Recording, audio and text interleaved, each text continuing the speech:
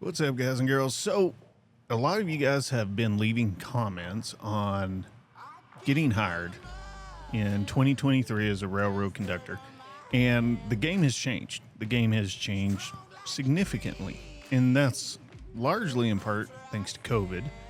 And things aren't the way they used to be back when I hired out in 2018.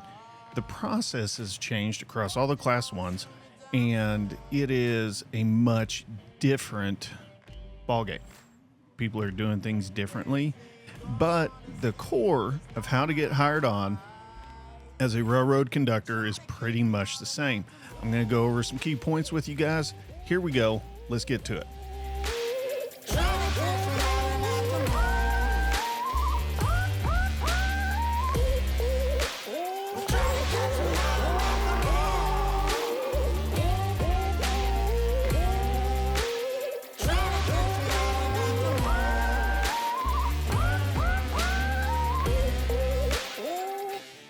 All right, so guys, before we get going, if you enjoy this content and like what we're doing here and how we're changing things around a little bit, do me a favor, hit that like and subscribe button down below.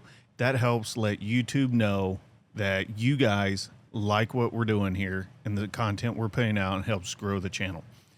So I'm going to cover several points here that is going to help you get the job. Now, I'm not making any promises, but this is from my experience, people I talk to that give me feedback and input based on their recent experiences getting hired on with a railroad. So the number one thing that you can do to make yourself look appealing to somebody in human resources is have a good application. Guys, when you submit that application, yes, the computer will look through everything, make sure everything's all right. And then most of them will send you a link for some sort of assessment. That application is still going to be viewed by a real person at some point. The computer doesn't do that. What you need to make sure on your application is you have good references, good employment history, and good education history. Okay, I'm not saying you need to have a PhD in railroading to get the job. What I'm saying is you need to have 100% complete application. Guys, that will go such a long ways. When I was a manager and a general manager of some RV parks, I would completely reject an application just on the application merits alone, because if somebody can't take the time to completely and properly fill out an application, how can I expect them to do the job I'm hiring them to do completely if they can't even take the time to apply seriously? So, complete application, good references, good work history, be as detailed as you can with it.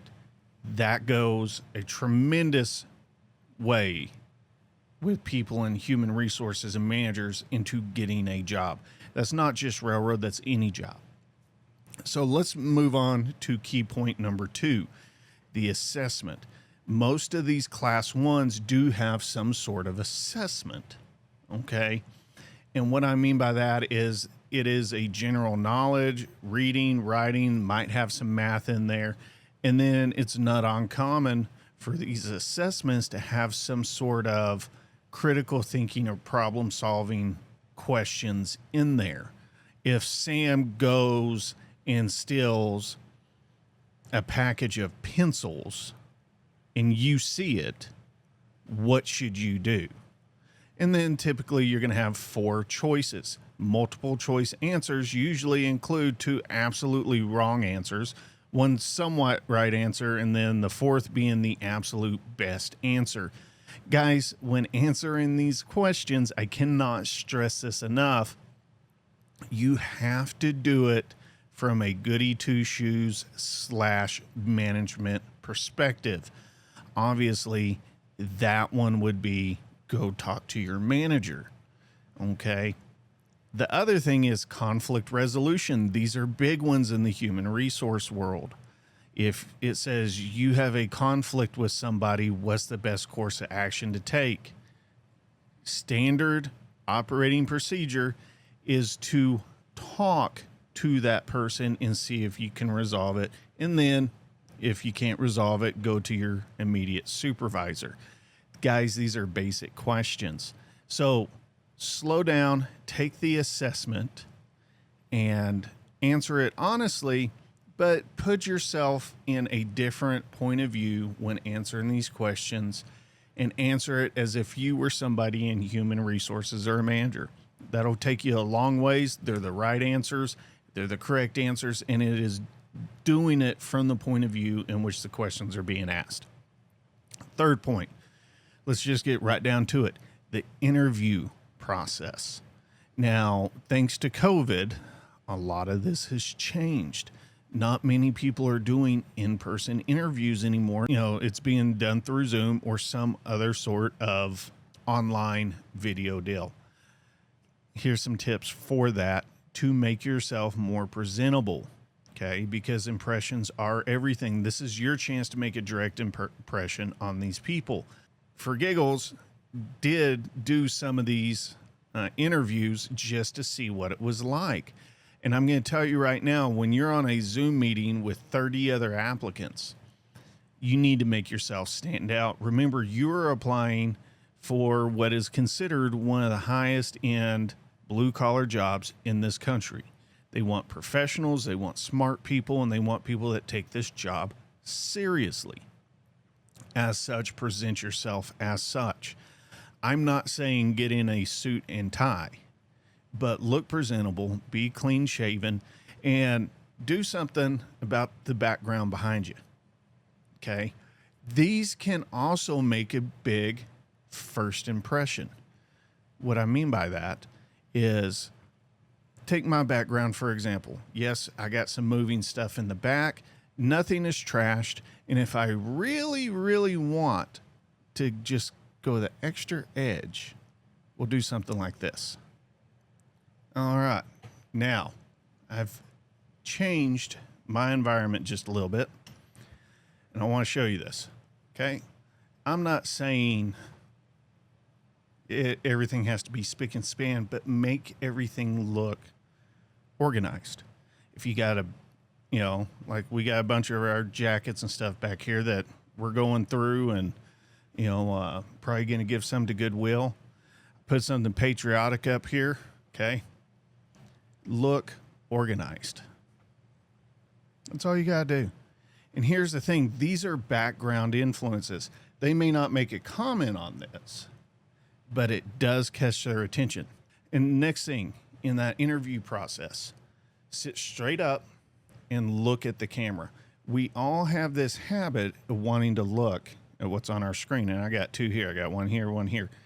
And I want to do this because instinctively I'm making eye contact with that person. But in all reality, I'm making eye contact with my monitor. Make eye contact with them. Listen to what they're saying. And say things like, yes, ma'am, no, ma'am, yes, sir, no, sir. Sit straight. Don't wear a ball cap. And don't wear your favorite Deadpool t-shirt either.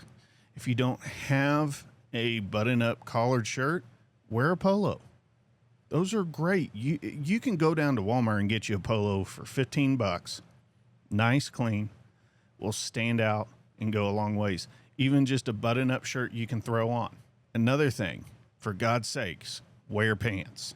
Okay? You may not be able to see it, but if they ask you to get something, you won't think about it if you get up to go get that piece of information or that card out of your wallet because they want to see it and it was a question you weren't ready for, and you just get up and you're wearing a button-down shirt in your boxer shorts.